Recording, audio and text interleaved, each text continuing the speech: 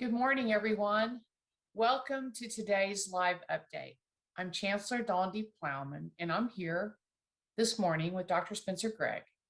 Dr. Gregg is joining us as he does almost every Friday, but most Fridays from one of our vaccine clinics at the Student Union.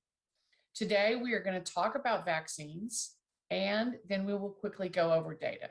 So let's get started. This week, Governor Bill Lee announced that we, the entire state, will open vaccine eligibility to all Tennesseans on April 5th. And Knox County has already opened eligibility to everyone over 16 years of age. That is such great news. We encourage everyone old enough to get vaccinated. We encourage everyone old enough to get vaccinated. We have opportunities here on campus and opportunities opening up throughout the community. So, Dr. Gregg, what does this mean for our campus community?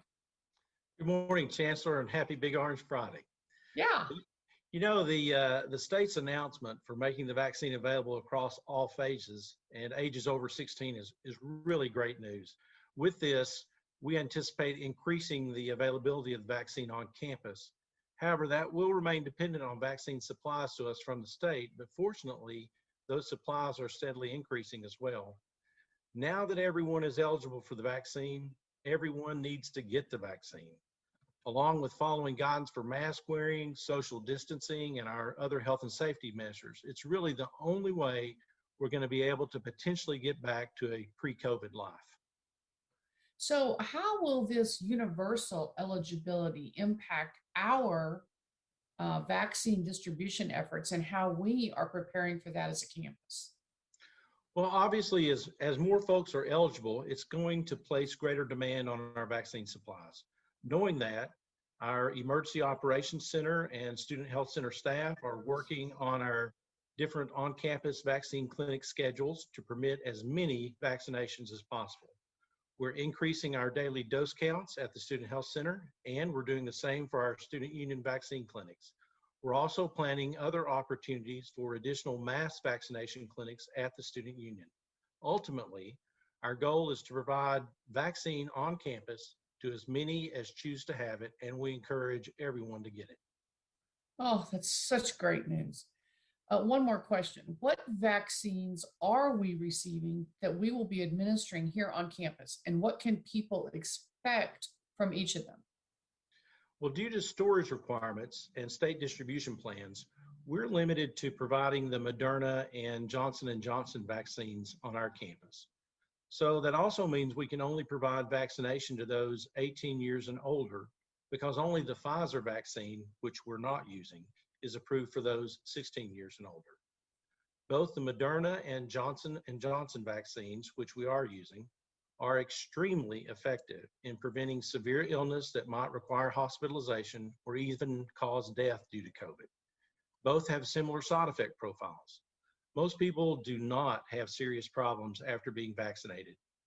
Your arm could get sore, you might develop some redness or warmth at or near the injection site. These symptoms usually go away on their own within a week.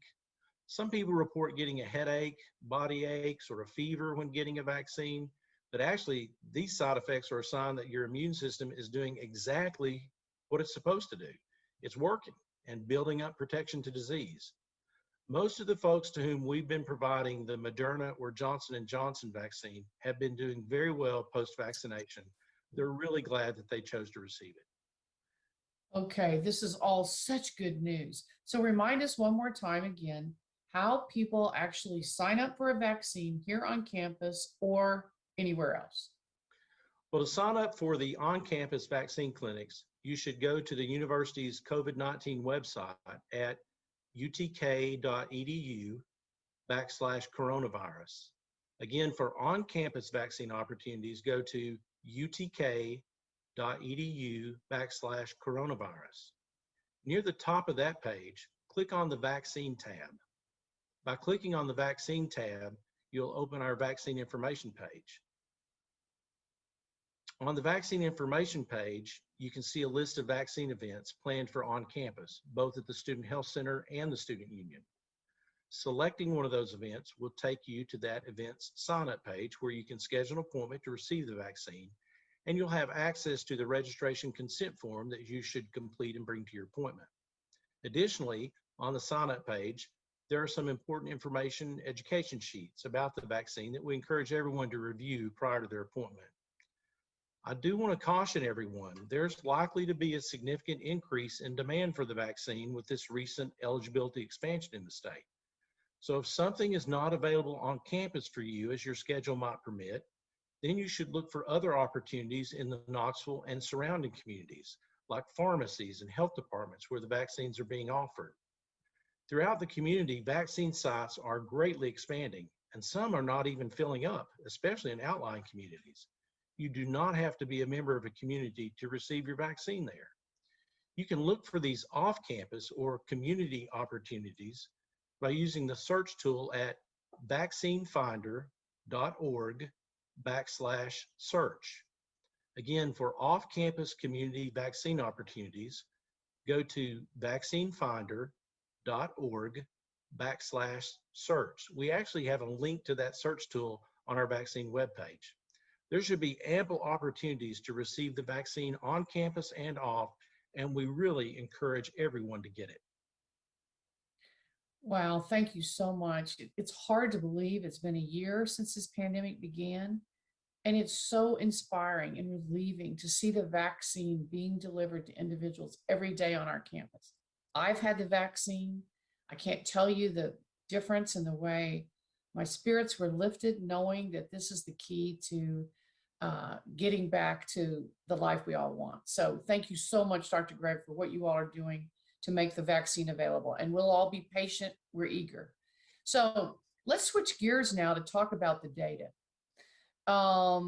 So as of this morning, we have 108 cases, 108 active COVID-19 cases.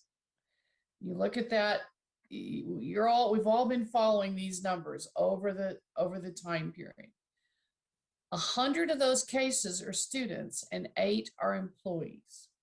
We now have in isolation, self-isolation or quarantine, we now have 363 people. So you can see the numbers have ticked up there. This includes 223 students who live on campus, 112 students who live off campus, and 28 employees. So let's talk about testing.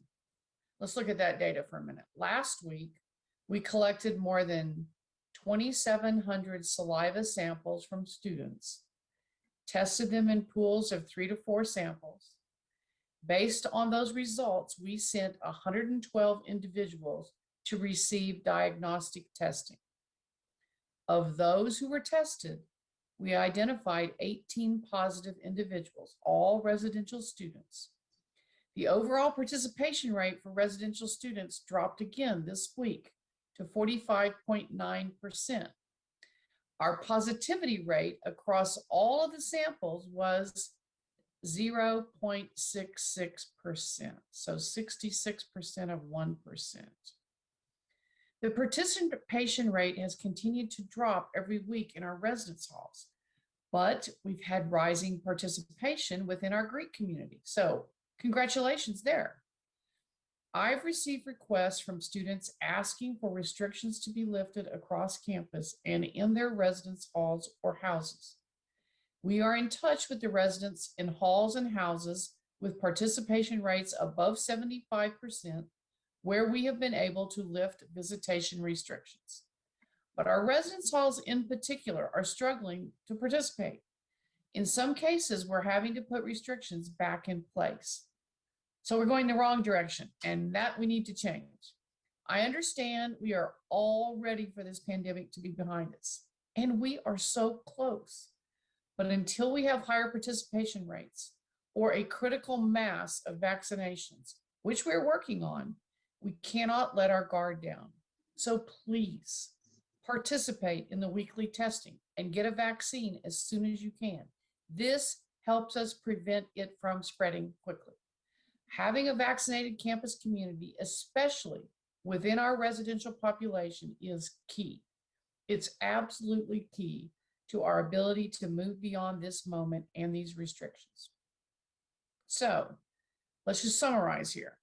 If you look at our metrics summary, as a reminder, this table includes indicators that we use to evaluate the situation on campus and whether we can tighten or ease temporary restrictions. This is all, again, on our website, which I know everyone's familiar with. So, Dr. Greg, let me go to you.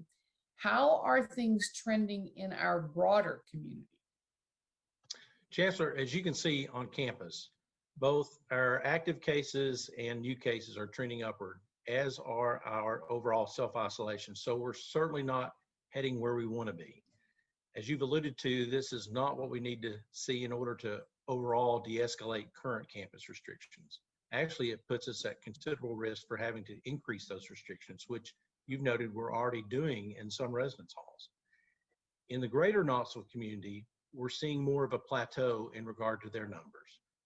Their new COVID cases per 100,000 are holding steady, maybe decreasing some, but are still above 10, and ideally that should be fewer than 5 per 100,000.